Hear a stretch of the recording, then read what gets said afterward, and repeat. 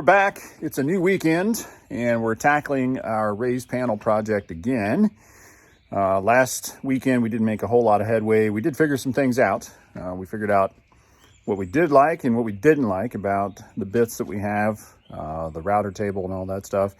Figured out we didn't have enough wood. So this week, we made some changes. This week, we ordered a new profile bit for our raised panels. We ordered the router table insert to allow us to drop the bit below the surface of the router table. And we bought a new router. And we bought some more wood. So it's been quite a week. So we're back today trying to get these pieces actually run through the router and assembled, and hoping by the end of the day to have things kind of dry fit and ready to actually be glued together. That's what we're shooting for. Before we can get started with any of that, though, we actually have to do a little joining. We've got two panels of poplar that we need to join together to make one big panel for the big piece that goes over the mouth of the fireplace. So that's the plan. Right now we're going to work with some clamps and some glue and get those put together. Amber's here giving me a hand, and we're going to get some of that knocked out first. That way that glue can get good and hard before we get to that piece by the end of the day. So let me show you exactly what we're talking about. All right, so you can see clamps. You can see Amber. Newspaper. Make sure we don't get glue on the concrete here. So we got two different style pipe clamps. One is, the orange one is a Bessie. And then the blue one is an Irwin. I can't tell you how disappointing it is and how hard it is to find American-made clamps. Both of these are made in China. And it's frustrating, you know. You go look for tools, and every selection on the shelf, no matter what price point, is from China. Stinks. I need to do something about that. Yeah, we'll start a factory and start building clamps. Okay. Now, I say all that to say that if you're a clamp maker, make them here in the U.S. I'll pay an extra $20 for a set of clamps if we can get a good set of clamps. And I'm sure down in the comments somebody's going to say, "Hey, dummy, this company makes them in the U.S." And maybe they do, and we just don't know right now. And I just hope didn't. so. I just didn't find them. The Bessie clamps, so they're actually two different styles, even though they look very, very similar. The Bessie clamps have a threaded end. So this part is actually threaded. You can see it through the hole there. And it threads onto the end of a piece of black pipe. This is 3/4 by 48. And so that's interesting. The Irwin does not require that. It actually has these little spring clamps on this end. It's closed on this end, and it just slips right over the threaded end. So it actually would work without a piece of threaded pipe. So it just has a little spring clamp there, and it just clamps onto the end. So you don't have threaded pipe, you can make use of that. If you do, you can make use of this. If you do have threaded pipe, this one will work as well. So we're working with our Chinese clamps with our Mexican pipe. We're international. We're very international. One thing I like about the Bessie clamps is the wider base. So when you're using these on the bottom, they have a pretty wide stance as compared to the Irwin clamps, which have just kind of a smaller foot. So they're a little more tippy versus the Bessie, which is pretty firmly anchored. In this process, we'll use two clamps on the ground, hold everything, and then we use two clamps on the top, clamp from the other side. So I guess we'll use the Bessie on the bottom. So yeah, Bessie on the bottom, Irwin on the top. Sounds like the makings of a romance novel. Sorry, my mind's in the gutter this morning. Yeah, thanks, son. So, all right. So that's what we're going to be working with. While Amber composes herself, let's go inside real quick and take a look at some of the other stuff we scored. So we got our Bosch router here. We got the 2 1/4 horsepower, the combo pack. Pretty nice setup, and it actually comes with a base that works better for a router table. So you can see this kind of key right here. We'll show you how that works later, but the key goes down through a hole in the mounting plate and hits the adjustment knob on the side of the router, so you can make your fine adjustments up and down on your router bits without actually having to loosen the collar and turn the whole thing by hand. So that'll be pretty slick. One of the reasons we had to get this is that it's variable speed. The router that we borrowed from our buddy Lawrence is single speed. I believe it's 27,500 RPM. So that thing's really cooking. Some of the bigger bits, like the profile bit that we're going to be using, recommends 16,000 RPM. So that was going to be way too fast. I think it was 16, maybe it was 14, but it was going to be way too fast. And you would have ended up overheating the bit and tearing out wood and everything else using that wood with the back cutter. So this one's adjustable. We'll be able to fine tune the speed between 8 and 25,000 RPM. So I think that'll make for a better result there. So that's the reason we had to go out and get a new router. Because we decided to get a new bit. We decided to get a new bit. Yeah, let's see here. So there's our new bit. This is a Freud Quadra Cut. But it's a raised panel bit with back cutters, or OG style, and you can see the kind of radiused appearance that it's going to give the panel, which is fairly similar to our cabinetry. As you can see, it's kind of got that scalloped look to it. So we wanted to go with something a little bit closer to that, so we got that bit. Test that out here after a while. But yeah, so it specifies on the side here how fast you're supposed to be running that thing. And I'm sorry, it was 12,000 RPM. So at 27.5, we were more than double what we were supposed to be running with that other router. So that wasn't going to work. And this is the kit we bought to work with the router table that we borrowed from our buddy Lawrence. And that's what I was telling you about before. It's got these inserts that drop down in there. Comes with this little tool to kind of lock them in. And it's just got a quick little like quarter turn to lock them in place. So you can run it any different size insert. These sit perfectly flush with the top of the table, and you can actually run it without one, which is what we'll do for this really big profile bit. Over here we got a big stack of wood, and Amber had gone to big box store, picked up some more of these poplar panels. We had to get a few more of those because we ended up taking a couple of the pieces back that we got last time because they weren't quite wide enough. Our calculations were off. So she went out and picked those up. And these are the two that we're actually getting ready to join. It's a 1x16 and a 1x20. And that's going to be the big panel that goes up above the fireplace here, where the TV is going to get mounted eventually. Got it? Got it. All right. So we're going to take these panels outside and double check the fit and everything, and then we'll edge glue them, clamp them together, leave them there for a few hours, let the glue set up good and hard while we're working on all the other pieces that go on both sides of the fireplace opening. All right, so we're going to get set up, and then we'll catch you guys up in a bit. So we've got our two pieces sitting on our clamps there, sitting on Bessie's, and we flipped them over, swapped them end for end, try to see which end is going to line up the best, which is going to give us the tightest joint, and this is the way I think we're going to go. Looks like it's going to join well together, and then the profile looks good from end to end. So I think we'll be able to get these together nice and tight. It's going to make one heck of a nice poplar panel, isn't it? It's not going to be stressful at all running that through the router. I mean, it's only $100 of wood right there. Yeah, that's it. Maybe more. Maybe. Close to it. So that's going to look great. So what we're going to do now is go ahead and put our clamps on top, and then we'll go ahead and clamp everything together dry, make sure everything looks good. And once we're satisfied, then we'll take it loose, put the glue on the edges, and then glue them together.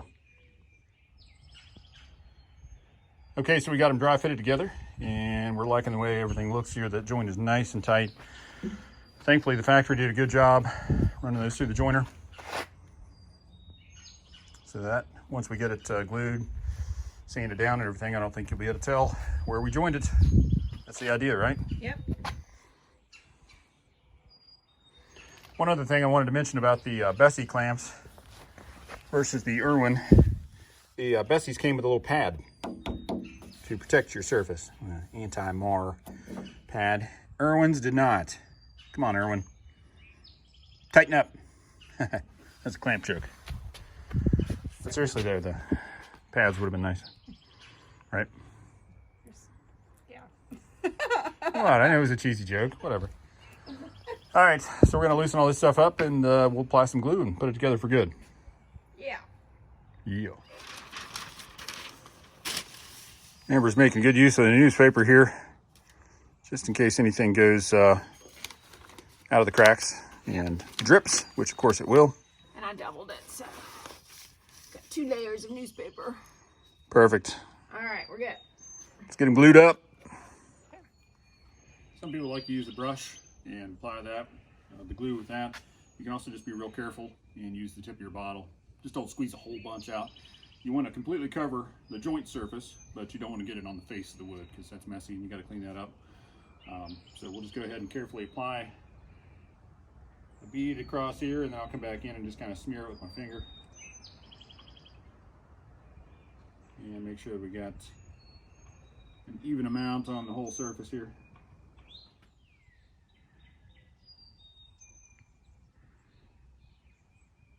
When this glue dries and cures, the wood around it will rip out and break before the glue joint itself will break.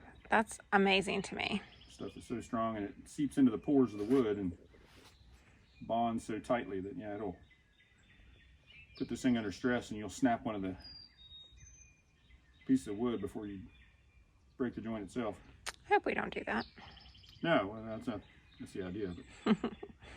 This is how strong it is.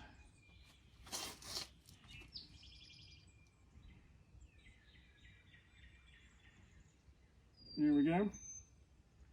Pretty even coat on our entire surface there. Looks good. All right, so we got them glued and fit together. Now Chris is going to tighten them up.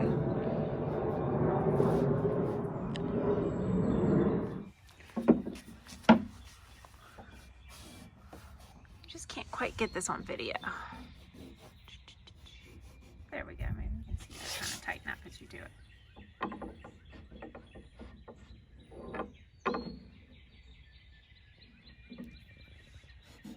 You wonder what we're doing. This smaller board was just a little bit arched. Yeah. It wasn't cupped side to side lengthways. It was just a little bit arched. And so we're making sure the two surfaces, big board and little board, made up evenly. So that's taking a little bit of work just to make sure. Squeeze together. Look pretty good. Okay, now that glue's bugging me. What glue? Well, I really want to take my finger and go. No, don't do that. Some people like to take a wet rag and just wipe the whole thing off and get the glue off, but that kind of smears it around everywhere. Yeah. Some people leave it till it kind of tacks up, gets gummy, and then just kind of shave it off with a sharp chisel. And then some people just like to let it harden and then sand it off. What are you gonna do? Well, it's kind of hard to wipe it off because you got this clamp in the way here. But I'm generally a wiper. Shaving it off with a chisel, you always take a chance at nicking it. Yeah. Just a light sand is all we'll need. Yeah, well, this poplar is pretty soft. Yeah, so it won't take much at all to get it. Okay. So we wait. Good job. Thanks. All right, so we finally got everything set up on the Craig router table here. Here you can see the new Bosch router underneath there. And it's got the adjustment hole right there, where you can insert this little key, and then you can make adjustments up and down without having to get underneath the table and mess around, which is nice. But you see how big that panel bit is. And unfortunately, when the Craig plate was made, this hole was drilled a little bit further this way than it should have been. Because you can see how little material there is there between that hole and the edge of that screw versus this hole and that screw. And so what it did was it kind of moved the router. See, you can kind of see the edge of it there. Kind of moved the whole thing this way. And so this bit was just within a fraction of the edge of this plate. And actually in one position there, it actually trimmed a little bit off of that. So it's been fun, hasn't it, babe? Oh, it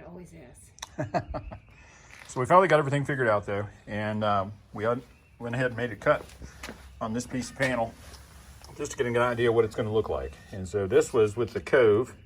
You can see how deep that was, and then it cut the stile at the the tenon at the very back of the panel. And then you can see this one's got that more, you know, sculpted, rounded contour. Just a little bit of a relief there. And now this is flush with the face of your panels here. So that's the one we're going to go with. So right now we're going to get set up to cut our stiles. So we got to do a bit change. Take this big panel bit off and put the stile bit on there. And then we're going to go ahead and go in, get our stiles measured up, get them cut to length. 20 minutes. Ha. Cut to length, and then we'll go ahead and run them down our stile cutter here.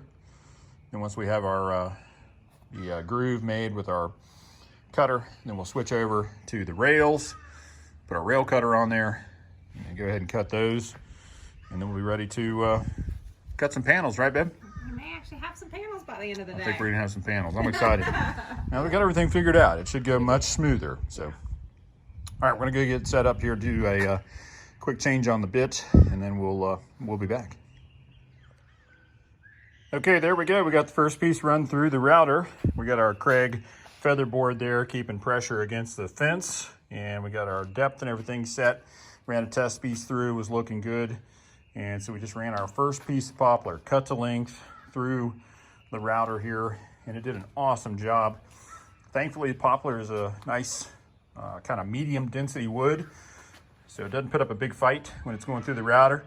The bit's running pretty cool, and just feeding it through, you know, at an easy pace. I'm not trying to shove it through, just trying to feed it through at a medium pace. Let the bit do the work and not get too hot or, you know, have any tear outs or anything like that. And I think it looks great. Once I get it sanded up and everything fitted together, man, I think it's gonna look fantastic. So I've got another piece cut up, ready to go, laying here over the miter saw, and then we'll have our first two stiles cut and routed and then ready to go. So we'll take them in, get them fitted, figure out exactly how wide we want to make our rails, and then we'll go ahead and route our rails, get the stiles and the rails together, and that'll give us our final dimension for our panels. And then we can get those cut down and go ahead and get them routed out on the router table. So I cannot wait to get our first side done, see what it looks like all put together. We'll probably like tack it in place with our pin gun and actually stand back, take a look at it, and make sure we like the way it's all coming together, and then we can progress to the other side and keep on trucking.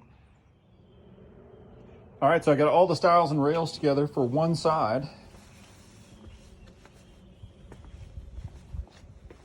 Came together very nicely. That one popped apart a second ago when I was taking some measurements on the other end, but man, feels good to get that first side put together. It's just a lot of figuring, a lot of thinking, and a lot of setup and all that stuff to really get going.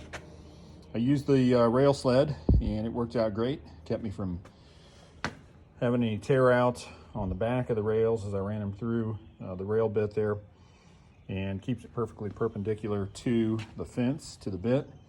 So that went through real well. Just did some calculations here to figure out the size I'm gonna have to make my panels to fit perfectly into our stiles and rails. So I did some calculations there, got that figured out. Now I got a piece of 1x12 here, and I'm gonna cut down and rip down, and then I'll put our big panel bit back in to the router, and then get it set up and go ahead and get the panel routed on all four sides. So exciting stuff. Cannot wait to get this first piece together. Daylight is fading a little bit, so I imagine we're going to get this one put together, and then we'll have a great starting point for tomorrow. Be able to just jump right in and start making panels.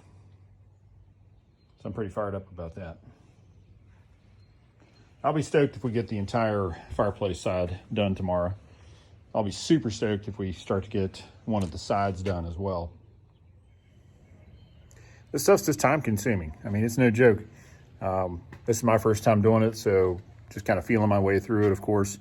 Would be a lot faster if I'd already set up this router and worked with this panel bit and, worked with these techniques before. So hats off to the guys that do this every single day, and gals, because it's challenging. And you want it to look good. It's going to be a feature in the room, so it's got to be really nice, really clean. And people are going to go up and want to touch it and look at it and, and check it out. And so you got that in the back of your mind thinking, this is going to be looked at closely, carefully. It's got to be perfect. I want to make sure it looks really good. So I'm going to go ahead and get my panels cut down, and then we'll run those through the router. And I'm going to dry fit the panels in the frame.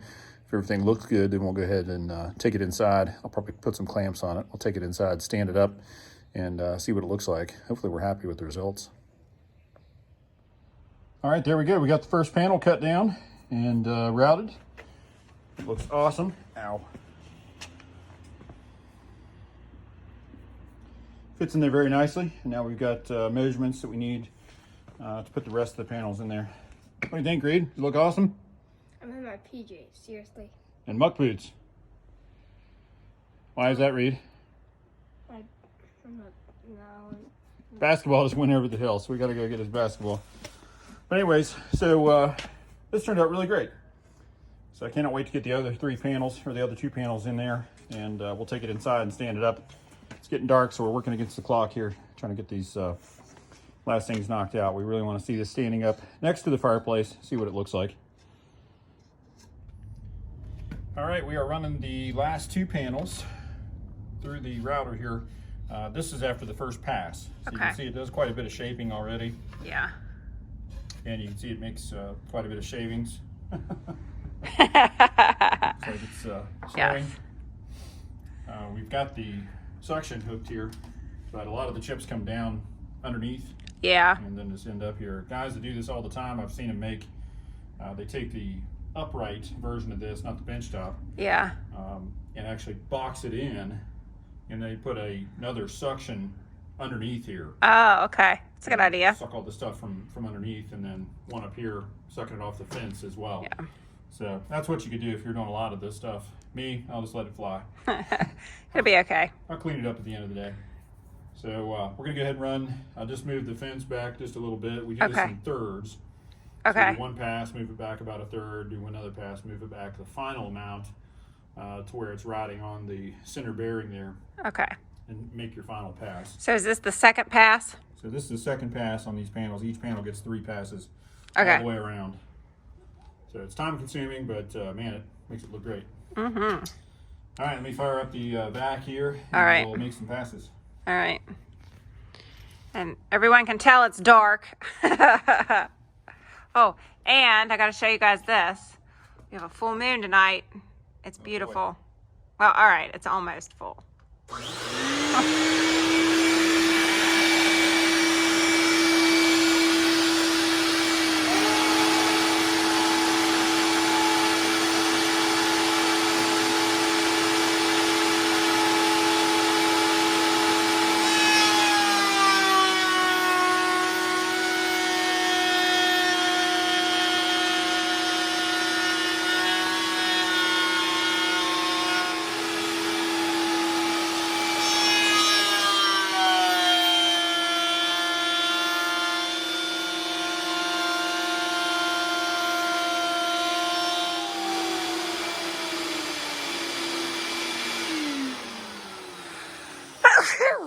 Woo! I'm not surprised I sneezed. So you can see the difference there. Yeah. It just gets a little bit bigger each side. Yeah, it does. Till you get to the final width. God bless you. Sorry. Poor woman sneezing. All right, so I'm going to go do this. All right. We'll move it back one more time and do the third and final pass. All right. All right, so now we're ready for our third and final pass. So I'll just move the fence back, and I use a framing square to hold it square with the table. And then I take my other hand here and hold it square with the fence.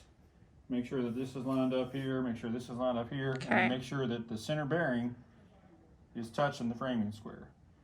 That tells me the fence is perfectly lined up with the center bearing, so as this thing's going through, the final cut will hit the fence just perfect Okay. and not wobble or anything as it's going through. Fence is tightened down. Fence has been tightened. Okay. Doesn't mean it's not going to move though. All As tight as I think I should make it. right. All right, well, let's make some passes, get this finished up. All right.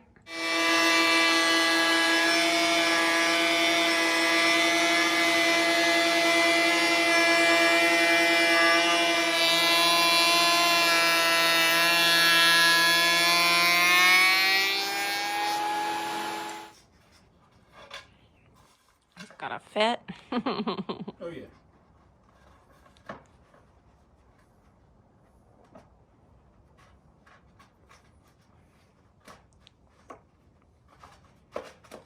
Wow. That is just so pretty.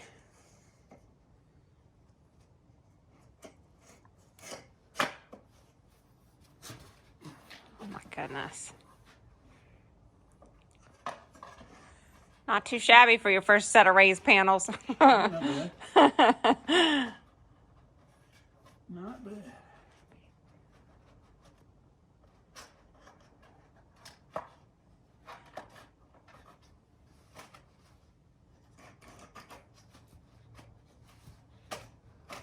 Oh my goodness. Wow. Looks like my math was right. Good. Don't want to have to redo anything with this expensive wood. It looks gorgeous. Wow. Whew. Put a clamp on it, a couple Okay. clamps on it, and take it inside, stand it up by the fireplace. All right, that sounds good. Let's see what it looks like. All right, so we just brought the panel in. We haven't glued it together, but we just wanted to test fit it. That looks amazing, honey. How's it look from back there? Looks very good. Awesome. Very good. Wow. Spectacular. Oh. That's incredible. Yeah. Wow. You glad to have that done? Yeah, I'm exhausted. No doubt. It's been a long day, but very worthwhile. It's like, what, 9:30? Just about. Yeah. So it looks amazing. Good job. Thanks.